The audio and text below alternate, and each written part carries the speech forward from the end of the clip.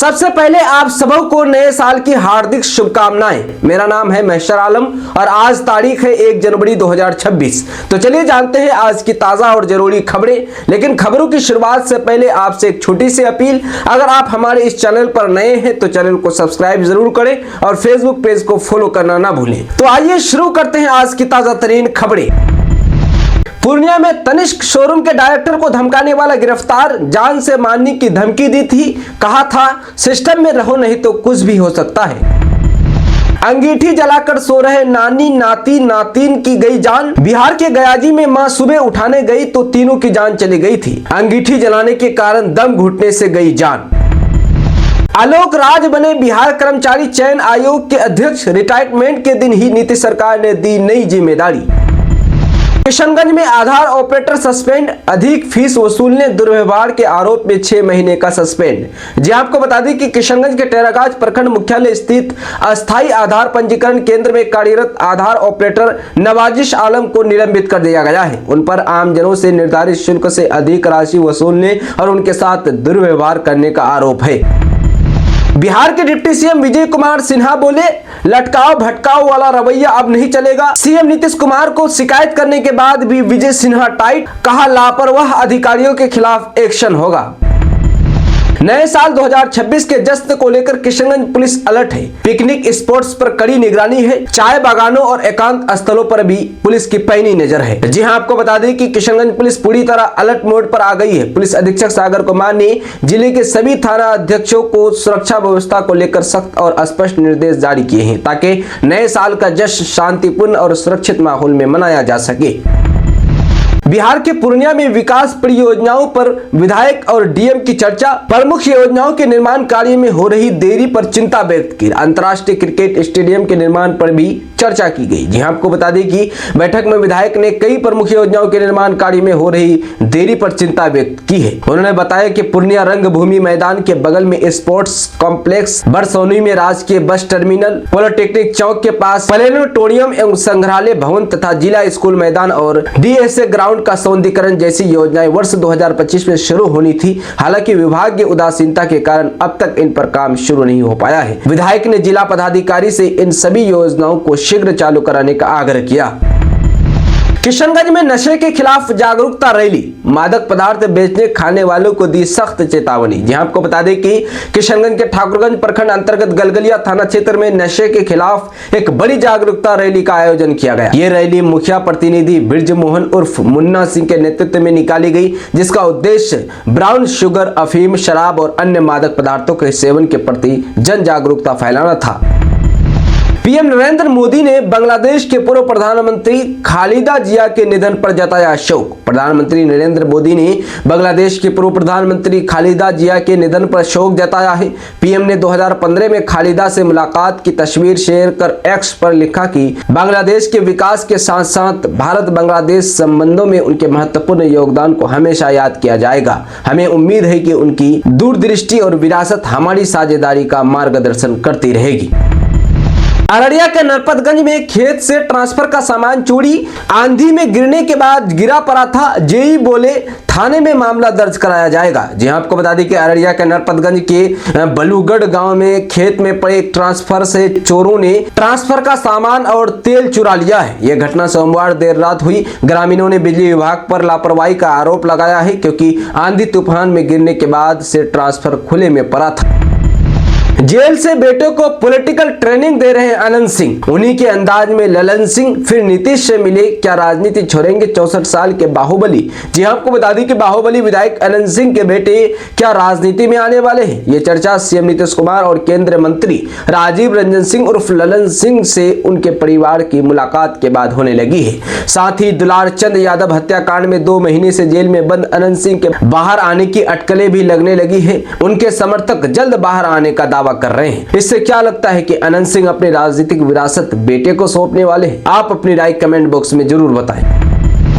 बांग्लादेश के पूर्व प्रधानमंत्री खालिदा जिया के जनाजे में बीते दिनों शामिल हुए एस जयशंकर। जी हां, आपको बता दें कि बांग्लादेश के पूर्व प्रधानमंत्री खालिदा जिया के जनाजे में बीते दिनों एस जयशंकर शामिल हुए। विदेश मंत्री एस जयशंकर 31 दिसंबर को ढाका गया। जिया बांग्लादेशी राष्ट्रवादी पार्टी बीएनपी की लंबे समय तक प्रमुख और 3 बार प्रधानमंत्री रह चुकी थी। गौरतलब है कि लंबी बीमारी के बाद 80 वर्ष की उम्र में उनका निधन हो गया।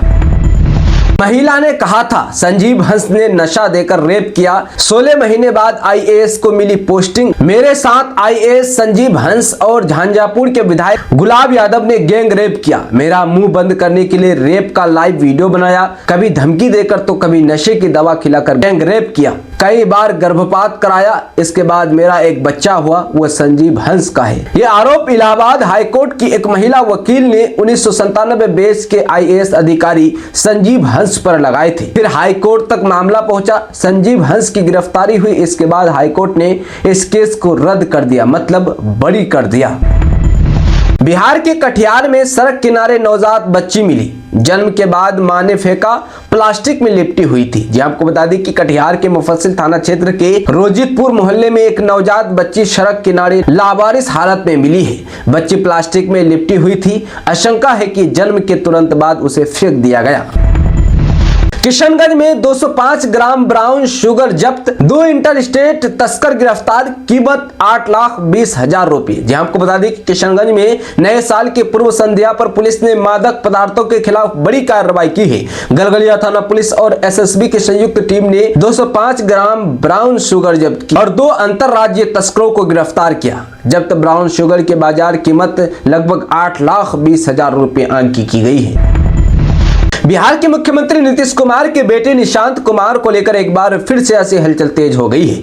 पटना में जगह जगह निशांत कुमार के पोस्टर लगाए गए हैं, जिनके जरिए उनसे राजनीति में आगे आने की मांग की जा रही है। बताया जा रहा है कि ये पोस्टर छात्र जेडीयू की तरफ से लगाए गए हैं। इन पर मुख्यमंत्री नीतीश कुमार की तस्वीर के साथ साथ 9 वर्ष की शुभकामनाएं छपी है। इतना ही नहीं, शायरी के लहजे में ये बात लिखी गई है कि बिहार की जनता निशांत कुमार को राजनीति में देखना चाहती है। पोस्टर पर स्पष्ट रूप से लिखा है कि 9 वर्ष की नई सौगात नीतीश सेवक मांगे निशांत, चाचा जी के हाथों में सुरक्षित अपना बिहार, अब पार्टी के अगले जनरेशन का भविष्य संवारे भाई निशांत कुमार।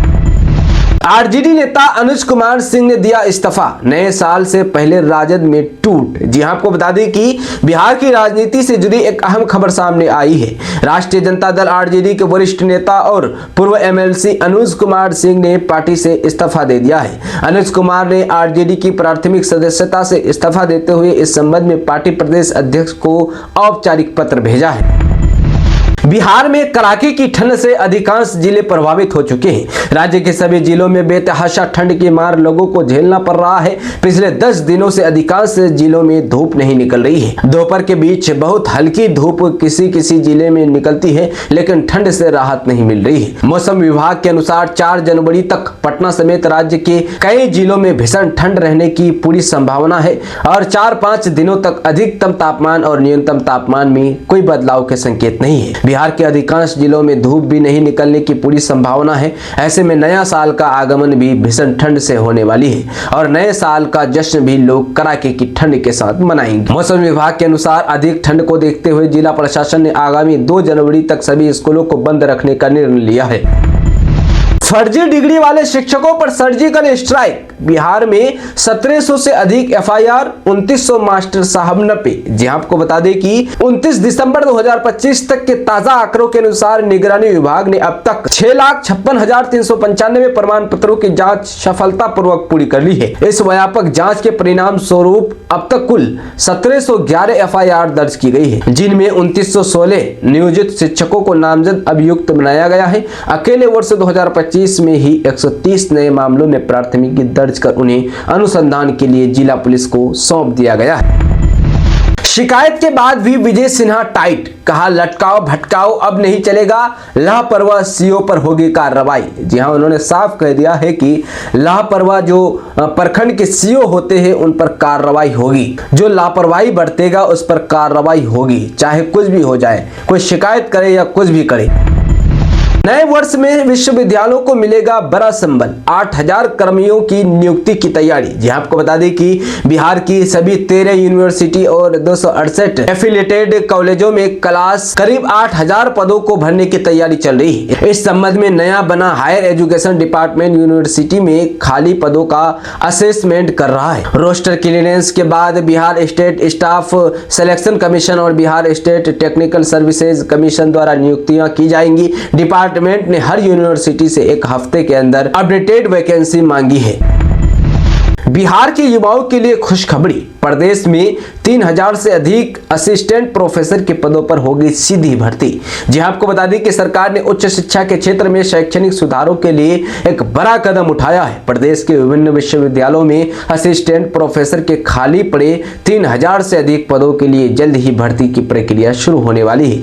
बिहार के शिक्षा मंत्री सुनील कुमार ने बताया कि पूर्व में आयोग ने लगभग 2900 सफल उम्मीदवारों की लिस्ट भेजी थी। इनको विभाग ने पहले ही मंजूरी दे दी है। उन्होंने कहा कि अब बाकी के बचे हुए पदों को भरने की तैयारी है।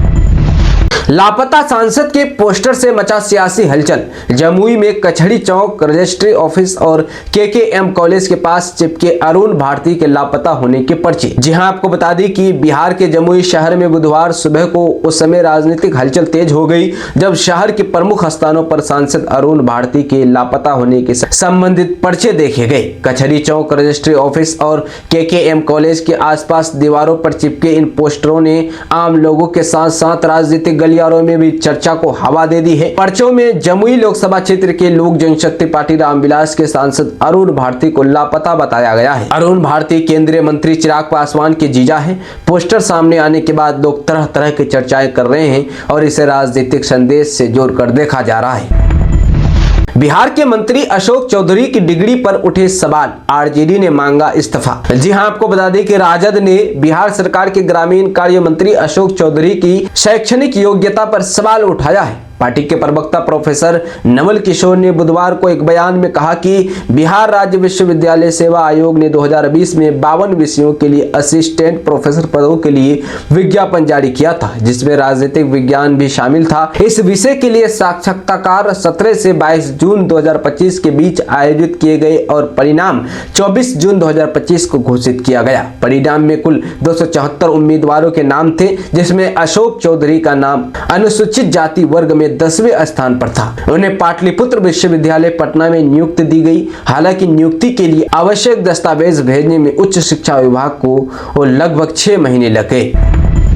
बिहार में फर्जी शिक्षकों पर कड़ी कार्रवाई, निगरानी ब्यूरो ने हजारों टीचर के दस्तावेजों को खंगाला। जानिए पूरा डाटा। जी हां, आपको बता दें कि बिहार के निगरानी अन्वेषण ब्यूरो द्वारा इस साल हाईकोर्ट के आदेश पर कई शिक्षकों के दस्तावेज की जांच की गई है। दरअसल पटना हाईकोर्ट CWJC संख्या 15459/14 रंजीत पंडित एवं अन्य बनाम बिहार सरकार एवं निगरानी जांच संख्या BS 8/15 के आदेश के तहत वर्ष 2006 से 2015 तक नियुक्त शिक्षकों शिक्षिकाओं के शैक्षणिक और प्रशैक्षणिक प्रमाण पत्रों की जांच की जा रही है।